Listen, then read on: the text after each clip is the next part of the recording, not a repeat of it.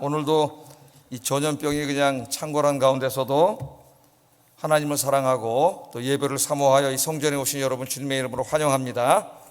하나님 예비하시는 은혜로 각자에게 맞는 은혜로 가득가득 채워주실 줄로 믿습니다. 오늘이 또 말씀 듣고 힘을 얻고 회복되는 이 시간 되기를 주의 이름으로 축복합니다. 눈 인사하겠습니다. 옆을 쳐다보면서 안녕하세요. 잘 지냈습니까? 네. 웃는 눈 모습이 아름답군요. 인사하겠습니다. 자, 오늘은 그리스도인의 삶의 기준이라는 주제로 말씀을 전하겠습니다. 우리 인간은 하나님의 형상으로 지음받은 존귀한 존재입니다. 그러므로 우리 인간이 짐승처럼 자기의 욕심만을 위하여 막 그냥 되는 대로 마음 내키는 대로 살면 안 되겠죠. 그래서 하나님께서는 우리 그리스도인들이 우리 특별히 모든 인간이라 할 수도 있겠습니다. 어떻게 살아야 되는가 하는 삶의 기준을 성경책에 분명히 가르쳐 주셨어요. 그래서 오늘은 이제 그 말씀을 우리가 공부하려고 합니다. 자, 본문은 고린도전서 8장 1절부터 시작돼 가지고 오늘 우리가 읽은 11장 1절까지 이게 이제 하나의 본문이에요. 하나의 단락입니다. 자, 고린도전서 8장 1절에 무엇으로 바울이 설교를 시작했습니까? 고린도 교회 성도들이 질문한 것에 대해서 답변하는 것으로 시작을 했어요. 한 단락이에요. 한 단락. 설교로 말하면 한 편의 설교입니다. 제가 이제 여러 편에 걸쳐서 나누어서 설교를 했습니다. 고린도 교인들의 질문이 뭐였죠? 우상의 제단에 올라갔던 그 고기, 음식들을 그리스도인이 먹을 수 있는가? 이 문제에 대해서 고린도 교회 안에는 먹을 수 있다 하는 사람과 먹으면 안 된다고 하는 사람이 나뉘어져 있었고 이것으로 논쟁이 되고 있었다 그랬어요. 그래서 성경적 신학적 지식이 좀 뛰어나고 있고 교회 오래 다닌 사람들은 먹어도 된다 그렇게 주장을 했습니다. 이런 사람들을 성경에는 이제 강한 자, 지식이 있는 자 그렇게 얘기를 해요. 그다음에 이제 교회 다녀서 은혜를 받고 있지만 아직 성경적 지식이 이렇게 충만하지 못하고 교회 다닌 지 얼마 안 된 사람들은 먹으면 안 된다고 생각을 했어요. 먹는 거는 우상 숭배하는 거다. 이렇게 돼서 의견 대립이 됐습니다. 교회 의견 대립이 돼서 이것에 대해서 사도 바울 선생에게 물어봤죠. 이걸 먹을 수 있습니까? 없습니까? 그래서 이제 8장에서 10장은 여기에 대한 대답으로 구성되어 있어요.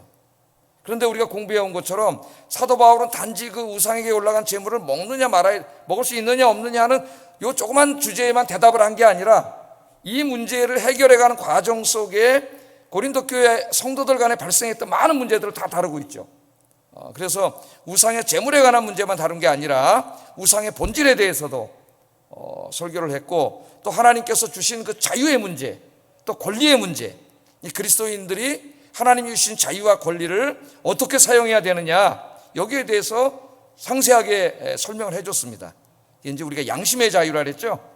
하나님은 하지 말라 해라 분명하게 이렇게 우리에게 하신 말씀이 있고 우리 삶의 대부분의 문제는 우리 양심의 자유에 맡기셨다 그랬어요. 예를 들면 도둑질하지 말라 도둑질하면 안 되죠. 예? 사랑하라 그럼 우리가 사랑하고 살아야 되죠. 이런 건 분명히 하라 하지 마라가 분명한데 대부분의 우리의 문제 내가 옷은 어느 정도 수준으로 입어야 되는지 집은 어느 정도에 살아야 되는지 내 가전제품이나 자동차 어느 정도 타야 되는지 이런 문제들에 대해서는 하나님이 일일이 다 뭐라고 하지 않으셨어요. 그건 이제 우리 그리스도인들의 자유의 문제입니다. 양심의 자유의 문제인데 그 양심의 자유는 나 자신을 위한 게 아니라 타인을 위한 것이라고 그렇게 하나님이 가르쳐 주셨습니다. 그래서 내가 아무리 그것을 행할 자유가 있다 하더라도 내가 행하는 자유 때문에 다른 사람이 마음이 상하고 또 상처를 받고 그러면 그 행동을 하지 않는 것이 옳다. 이게 이제 하나님의 가르침이에요. 우리 수준 높은 어떤 그 그리스도인의 인격과 도덕률을 성경이 가르칩니다. 자, 이제 이 문제들을 다 가르치면서 오늘 본문은 이제 이게 총 결론을 내리는 부분이에요. 결론을 내리면서 이제까지는 주로 교회 안에서의 문제를 다뤘다면 오늘 본문에서는 교회 바깥의 문제를 다룹니다. 고린도 교회 교인들이 교회에서만 사는 게 아니잖아요. 여러분들 예배 끝나면 이제 직장으로 가고 동네로 가고 학교로 가고 다 나갑니다. 그래서 안 믿는 사람들, 특별히 불신자들과의 생활을 하게 되는데 이 불신자들의 관계 속에서 또 이 우상의 재물 문제가 또 문제가 되고 있어요. 그래서 이제 여기에 대해서 어떻게 되느냐를 마지막으로 설명을 하고 그리고 총 결론을 내려요. 결론을 내리는데 여러분 한번 생각해 보세요. 우리 그리스도인들이 세상에 나가서 살 때에 우리가 직면하는 상황은 진짜 수십 가지 수백 가지입니다. 굉장히 많은 상황에 직면해야 되고 거기서 우리는 어떤 결정을 내려야 되고 행동을 해야 되죠. 예? 그런데 성경이 만약에 그 모든 우리 인간이 직면하는 모든 문제에 대해서 다 일일이 세세하게 답변을 한다면은 아마 우리 성경책은 100권이라도 모자랄 거예요. 그죠? 다 다뤄야 되잖아요. 아마 성경책 갖고 다니지도 못할 거예요, 여러분. 근데 하나님은 그렇게 하지 않으시고 모든 상황에 대해서 다 이럴 땐 이렇게 하고 저런 경우는 저렇게 하고 이렇게 하고 이렇게 하고 일일이 다 가르치지 않았어요. 그렇게 규정해 놓은 게 바리새인들의 종교인 유대교예요. 유대교. 무려 613개를 만들어 놨으니까 해야 될 것과 하지 말아야 될 것과, 그것이 그들에게 고통을 줬죠. 오히려 하나님은 그렇게 하지 않으셨어요. 하나님은 모든 상황 속에서 우리 그리스도인들이 반드시 고려해야 될 두 가지 기준을 가르쳐 주셨습니다. 규범이라 할 수도 있겠어요. 두 가지 규범. 그러니까 어떤 결심을 하거나 행동을 하기 전에 먼저 이 두 가지를 생각하라는 거예요. 첫째는 하나님 사랑이고 둘째는 이웃 사랑입니다. 그래서 하나님 사랑은 오늘 본문에는 하나님의 영광으로 나오고, 이웃 사랑은 그 이웃의 영혼을 구원하는 것으로 나와요. 그러니까 뭐 100가지 1000가지 모든 상황을 다 가르쳐 준 게 아니라 그 모든 상황에서 내가 결정을 내리고 행동을 할 때에 이 두 가지를 고려하고, 하나님 사랑과 이웃 사랑을 고려하고 여기에 합치된다면 행동해도 된다는 거죠. 그렇게 도덕 원리를 가르친 거예요. 제가 이제 가끔 설교하다가 임마누엘 칸트라고 하는 철학자 이야기를 합니다. 고린도전서 하면서도 좀 그 도덕 철학을 좀 이야기했죠. 이 사람은 뭐 최고 위대한 철학자를 할 수가 있겠는데 평생 세 가지를 자기 인생의 과제로 삼았어요. 첫째는 내가 무엇을 알 수 있는가 하는 인식론의 문제입니다. 철학의 중요한 부분이죠. 내가 무엇을 알 수 있는가. 그래서 순수이성 비판이라는 책을 썼다 그랬어요. 두 번째 과제는 내가 무엇을 하며 어떻게 살아야 되는가. 이게 이제 도덕률에 관한 문제입니다. 도덕 철학. 그래서 실천이성 비판이라는 책을 쓰고, 세 번째는 우리가 무엇을 소망할 수 있는가. 어떻게 보면 종교의 문제를 할 수도 있겠습니다. 이 세 가지를 평생의 과제로 삼고 살고 책을 썼어요. 제가 대학 다닐 때 이제 제가 다니던 충신대학에 김정도 교수님이라고 이 칸트 철학의 대가가 있었어요. 우리나라 최고 대가입니다. 근데 이분이 이제 뭐 서울대학이라는데 오래는 걸 거절하고 목사님들 가르치겠다고 신학교에 와서 이제 신학생들을 가르치던 그런 교수님이셨어요. 한번 이 철학을 가르치시고 나가는데 저를 굉장히 좋아하셔가지고 나가다 차군 그러더라고요. 예, 차군은 이렇게 생각하는 사람들에 대해서 어떻게 생각하십니까? 너무나 어려운 철학적 질문을 해가지고 제가 답변을 못하고 당황한 적이 있는데, 자, 이것을 이제 이 도덕 철학, 특별히 도덕 철학에서 우리 인간들이 어떻게 결정하고 행동해야 되는가를 주장을 하게 되죠. 이 칸트가. 그 뭐라고 얘기했냐면은 철학적인 말로 그대로 하면 좀 이렇게 말을 했습니다. 네 의지의 준칙이 보편적인 법칙이 되게 하라. 아니 너무 어렵잖아요 말이. 예? 철학책을 읽으면 뭔 말인지 하나도 몰라요. 철학을 모르고. 내 의지의 준칙이 보편적인 법칙이 되게 하라. 이게 무슨 말일까요? 내가 어떤 일을 결정하고 행동하려고 하는데 그것이 나에게는 굉장히 선이 돼요. 예? 선이 돼. 돈도 많이 벌게 해주고. 그래서 내가 이렇게 해야 되겠다 그러고 내가 이제 그 계획을 세웠어요. 그게 준칙이야. 나의 준칙. 근데 준칙은 개인마다 다 다를 수가 있습니다. 이해관계도 다를 수가 있으니까. 그런데 그것만 갖고는 그렇게 행동하면 안 된다는 거예요. 그럼 사회가 탐욕에 지배되는 사회가 되겠죠. 그래서 네 의지의 준칙이 보편적인 법칙이 되게 하라고 하는 것은 보편성을 띄어야 된다는 거예요. 그 말은 모든 사람에게도 다 선이 돼야 된다는 거예요. 모든 사람에게. 나에게만 이익이 되면 안 되고 모든 사람에게도 이익이 돼야 된다는 거죠. 예를 들어서 요새 우리나라 이제 IT 기업 뭐 네이버나 카카오나 이런 회사들이 거의 시장을 다 잠식하고 있죠, 우리나라에. 그래서 이제 좀 정부에서 규제를 가려고 이렇게 지금 뭐 이런 일들이 벌어지고 있습니다.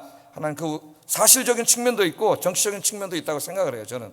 근데 만약에 제가 이제 그런 IT 제가 그룹의 회장, 그리스도인으로서 회장이에요. 그래서 내가 이제 생각을 하는데 우리 대한민국의 시장을 내가 전부 다 해서 독점을 해야 되겠다. 이래 생각을 하고 거기에 내가 탁 계획을 세고 준칙을 만들어 가지고 행동을 하면은 우리 회사와 나는 돈을 많이 벌겠지만은 동종업종이나 다른 사람들 골목상인들은 다 어떻게 돼요? 다 죽는 거죠. 못 사는 거예요. 그러니까 이렇게 하면 안 된다는 거야. 칸트의 말은.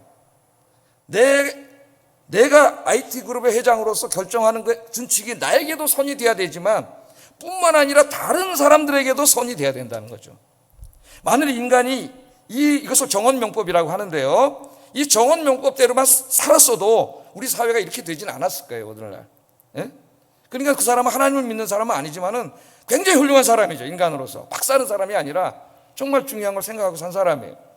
근데 오늘 이제 우리 성경은 이것을 넘어서는 것을 가르칩니다. 비슷한 면도 있지만 두 가지 이제 삶의 기준에 대해서 가르치는데, 그게 뭐라 그랬어요? 하나님 사랑과 이웃 사랑이라 그랬다.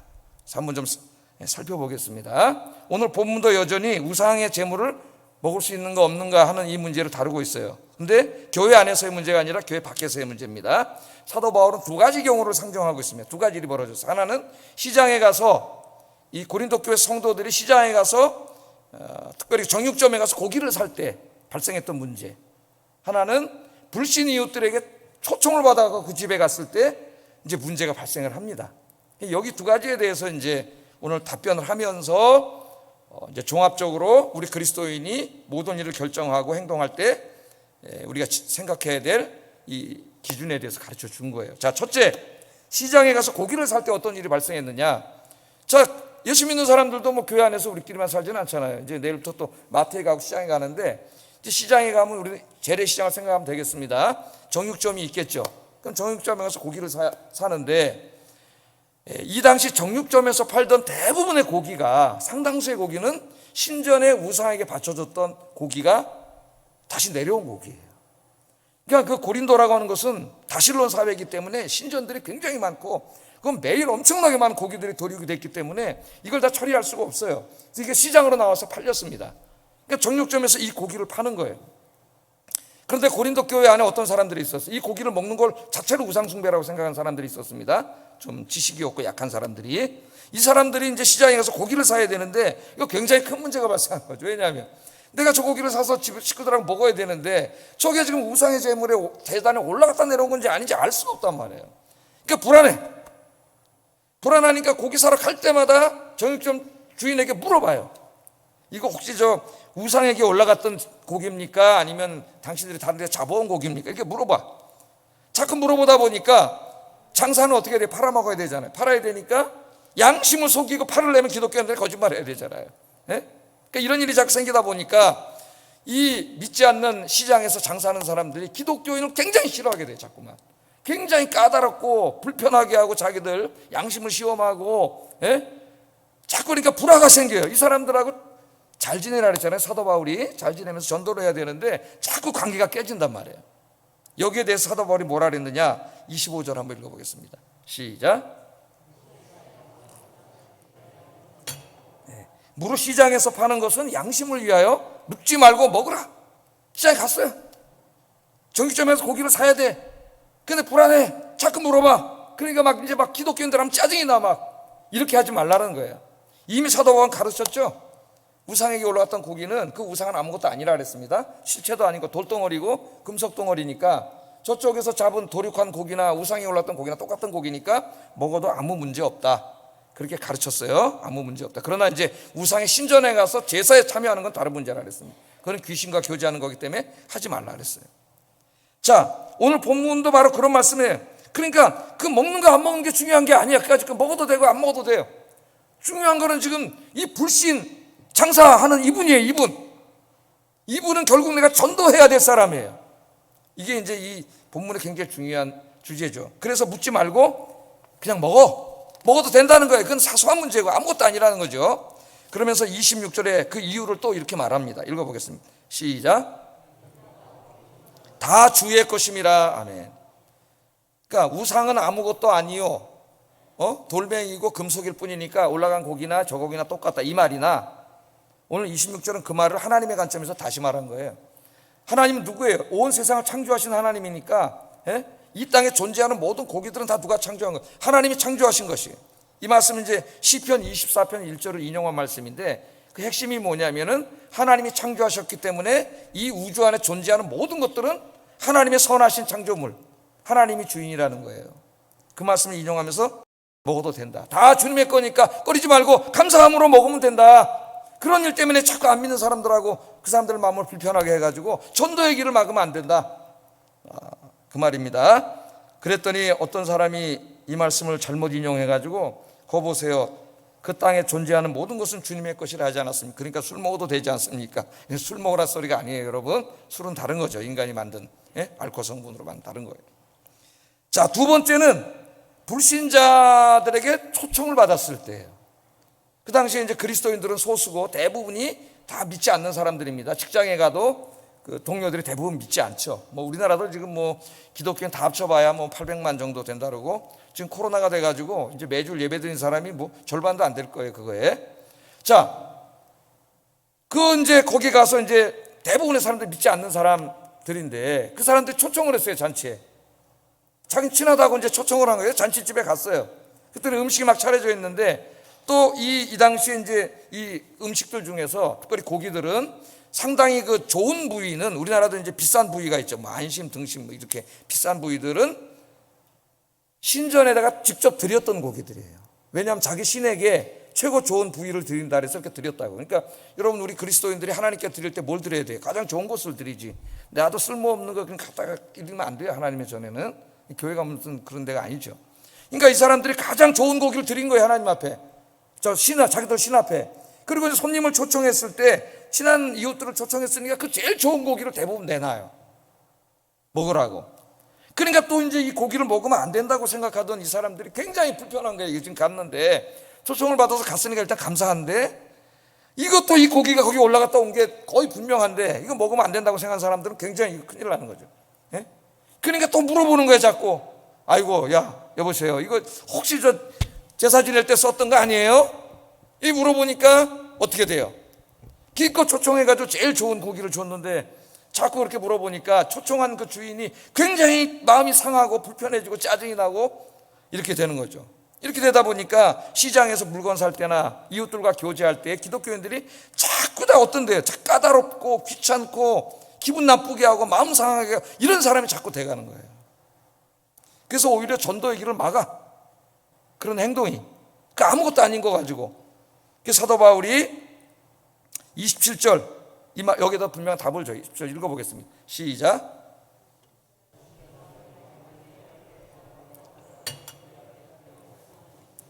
무엇이든 양심을 위하여 묻지 말고 먹으라. 이웃이 초청했으니까 그냥 감사함으로 먹으라는 거예요. 양심을 위하여 묻지 말고 그냥 감사함으로 먹으면 된다는 거예요. 그 먹고 안 먹고 중요한 게 아니에요. 더 중요한 건 뭐예요? 나를 초청한 불신자, 그 마음을 상하지 않게 하는 거예요. 그 이유는 오늘 말씀 마지막에 나오지만 그 영혼을 구원하기 위함입니다. 우리가 좋은 관계를 유지하는 게 굉장히 중요하지 않겠어요?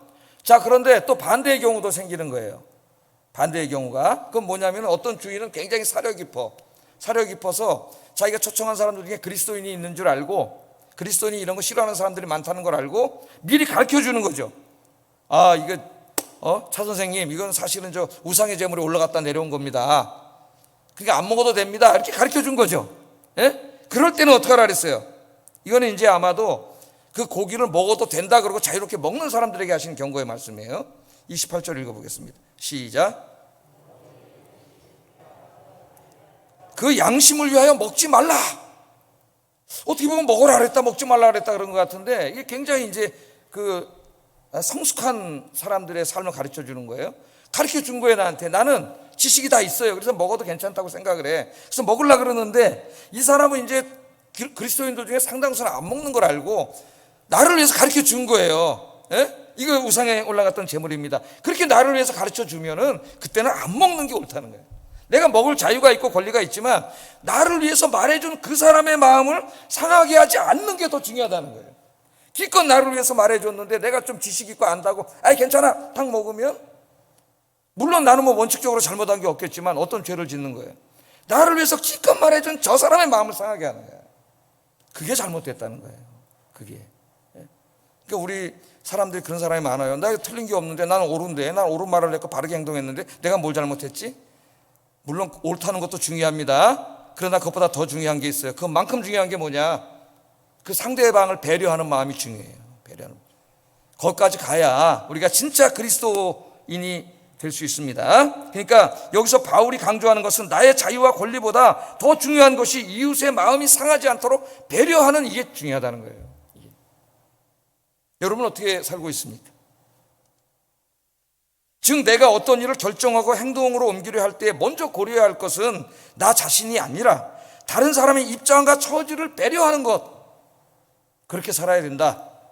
그겁니다. 바울은 계속해서 이렇게 말해. 29절 30절 읽어보겠습니다. 시작.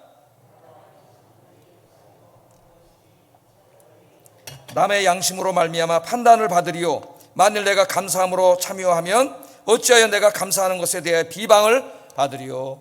아멘. 이 말씀을 제가 계속 묵상하다가 너무 어렵더라고요. 29절 30절 하고 앞뒤 연결하기 너무 어려워요. 무슨 말인지도 모르겠고. 그래서 나만 머리가 나쁜가 그랬더니 주석들을 쭉 읽어보니까 유명한 신학자들도 다 여기서 당황하고 매우 난해한 구절입니다. 다 이렇게 써가지고 내가 그렇게 머리가 나쁘진 않다는 걸 알았어요. 이 주석가들, 신학자들도 당황하게 하는 매우 난해한 구절이에요. 이 구절이.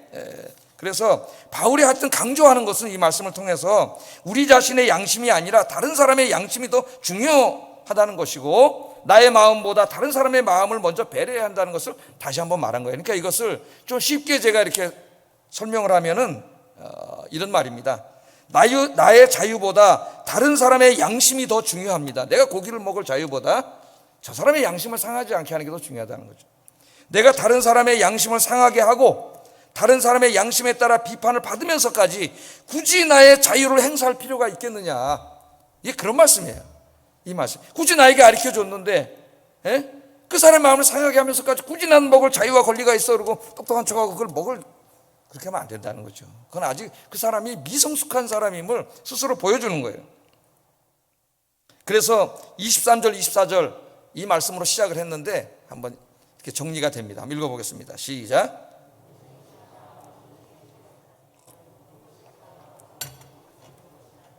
누구든지 자기의 유익을 구하지 말고 남의 유익을 구하라. 아멘. 모든 것이 가해. 나는 다 지식을 알고 있고 그래서 난 자유가 있고 모든 것이 가하지만은 그렇다고 모든 것이 유익을 끼치는 건 아니라는, 모든 것이 덕을 세우는 것은 아니에요. 내가 옳다고 교회 공동체에 덕을 세우고 유익을 끼치는 건 아니에요. 그러므로 나 자신보다 더 중요한 게 뭐예요? 교회 공동체와 다른 사람들의 마음, 그들을 기분 나쁘게 하지 않고 배려하는 그것이 더 중요하다. 그러므로 모든 일을 할 때 교회 안에서 어떻게 하라는 거예요? 교회 안에서나 밖에서나 교회 유익을 위하여, 다른 사람들의 유익을 위하여, 교회의 덕을 세우는 것을 위하여 하라는 거예요.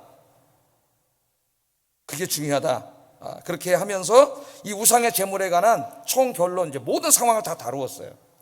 다 다루고 이제 결론을 내립니다. 결론을. 앞으로도 이런저런 문제로 많은 질문이 있을 텐데 그 모든 질문을 다 상정하지 않고 여기서 이제 정리를 하면서 우리 그리스도인들이 살아갈 때 지켜야 될 큰 기준, 두 가지 원리, 아까 제가 서론에 말씀드렸죠. 여기에 대해서 가르쳐요. 하나님 사랑과 이웃 사랑, 이 두 가지를 가르칩니다. 내가 어떤 일을 결정하고 행위에 옮기기 전에 항상 고려해야 될 것이 이것이 하나님 사랑에 합한 것인가, 이웃 사랑에 합한 것인가를 미리 생각해 보고 거기에 합한 것일 때만 행동하라 그랬어요. 아까 칸트는 뭐라 그랬어요? 하나님은 안 믿는 사람이니까 빼버리고 내 의지의 준칙이 보편적인 법칙이 되게 하라. 다른 사람에게도 선이 될 때 하라 그랬죠. 사실 그것만 해도 굉장히 훌륭한 거죠. 인간으로서. 인간은 너무나 이기적이잖아요. 자기밖에 모르거든요. 인간. 자, 31절에 이렇게 말합니다. 한번 읽어보겠습니다. 시작. 무엇을 하든지 다 하나님의 영광을 위하여 하라. 아멘. 이제 이것저것 자꾸 물어보고 상황은 앞으로도 100가지도 더 생길 텐데, 자, 그런 것 하나하나에 내가 다 답변해 줄 수는 없고, 중요한 원리, 항상 어떤 일을 결정하고 행동하기 전에 이것이 하나님의 영광을 위한 것인가, 뭐 먹든지 마시든지 그 중요한 게 아니에요. 내가 먹든 마시든 뭘 하든 이 자체가 하나님의 영광을 드러내는 것인가, 그걸 생각하라는 거예요. 그것이 만약에 하나님의 영광을 드러내는 일이라면 오케이 하라는 겁니다. 그렇게 가르쳐 줍니다. 먹든지 마시든지 뭘 하든지 여러분 먼저 생각해야 될 게 뭐예요? 이게 하나님의 영광을 가리는 일이 아닌가, 이게 하나님의 영광을 나타내는 일이 돼야 되는데 이걸 먼저 생각하라는 거예요. 이제부터 오늘 중요한 걸 가르칩니다. 모든 일을 결정하고 행동하기 전에 이게 나한테 얼마나 돈 많이 벌게 해주고 얼마나 나에게 유익을 주고 내 사회적인 지위를 상승시켜주고 뭐 얼마나 인기와 명예를 높여주고 이런 거 아니고, 그런 게 제일 우선에 오면은요 탐욕에 물든 사회를 만들어요. 탐욕은 우상숭배예요. 제일 먼저가 뭐냐면 하나님의 영광, 그 다음 두 번째는 뭐냐면은 이웃사랑입니다. 이웃사랑.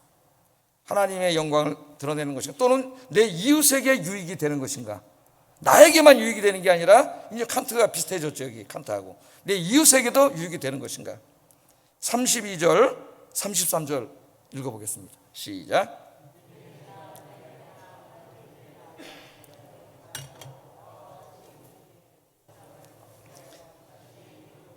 많은 사람의 유익을 구하여 그들로 구원을 받게 하라.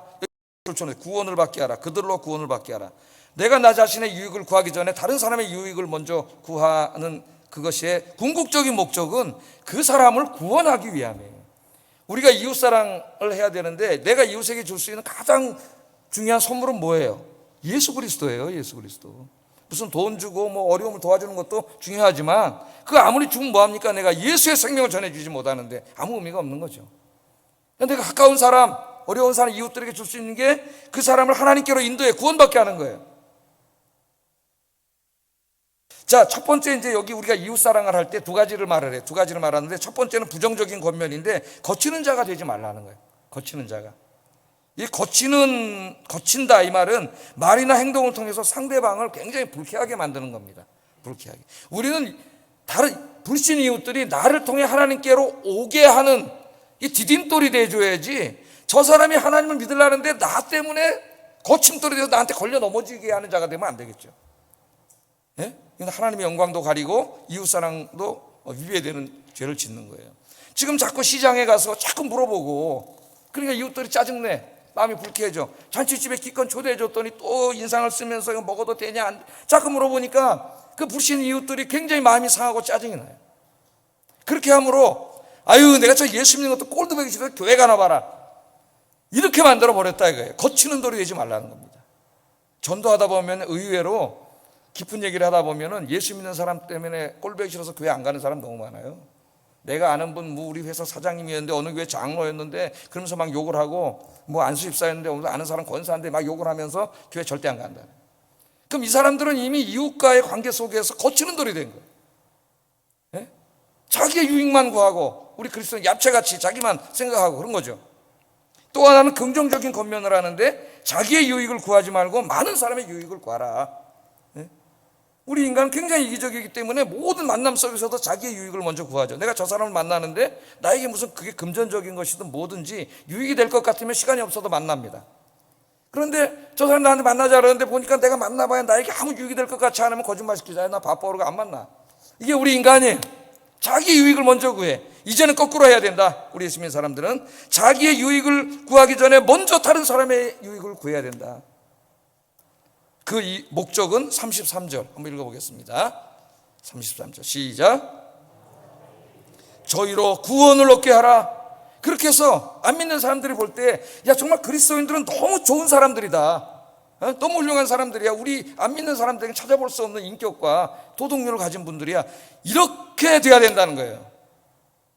그래야 그들이 하나님께로 오는데 내가 디딤돌이 되는 거지 안 그러면 걸림돌이 돼. 왜? 우리는 이기적이에요. 그래서 그 리차드 도킨스나 이런 진화론 자들이 유발 하랄이나 이런 사람들이 인간은 이기적인 유전자를 가진 자라 그러잖아요. 그런 책들이 많이 나와 있습니다. 근데 그것이 진화론 때문이 아니라 진화되었기 때문이 아니라 인간의 죄 때문에 그런 거죠. 그걸 모르는 거예요. 그 사람들은 인간의 죄 때문에 이기적이 된 거예요. 인간이 우리가 예수 믿고 성령 충만해지면서 이 이기적인 마음을 깨부셔야 돼. 예? 그래서 다른 사람들이 눈에 보여야 돼요. 이제는 다른 사람들의 입장을 생각하고 배려할 줄 아는 사람이 돼야 돼. 근데 예수 믿으면서도 계속 자기밖에 모르는 사람이 있어요. 모든 말과 행동이 자기 중심이고 다른 사람 굉장히 기분 나쁘게 해요. 선의를 베풀어줘도 기분 나쁘게 하고 그런 사람이 돼서는 안 되겠죠. 많은 사람의 유익을 구해. 특별히 안 믿는 사람들, 그 사람들 영혼을 구원해야 돼요. 그래서 여러분 좋은 이웃이 되므로 많은 사람들이 여러분 때문에 구원을 받는 그런 정말 참다운 주님의 제자들이 되시기를 주의 이름으로 축복합니다. 자, 오늘부터 이제 배웠어요. 내가 어떤 일을 결정하고 행위로 옮기기 전에 그게 나에게 얼마나 돈을 많이 벌게 해주고 이익이 되느냐 이런 것이 우선 고려사항이 되면 안 됩니다. 우리 그리스도인 첫째는 하나님의 영광을 드러내는 것인가, 둘째는 내 이웃들에게 다른 사람들에게도 유익이 되는 것인가를 늘 생각하고 결정하고 행동하시는 여러분 되기를 주의 이름으로 축복합니다. 기도하겠습니다. 자, 말씀을 요약하고 정리하면서 두 가지를 기도합니다. 어떤 일을 결정할 때나 행동으로 옮기기 전에 나의 유익을 구하기보다 하나님의 영광과 이웃의 유익을 먼저 생각하게 하소서. 두 번째, 불신 이웃들과의 관계에서 좋은 이웃이 되어 이웃들이 나를 보고 하나님께로 돌아오는 역사가 일어나게 하소서. 기도하겠습니다.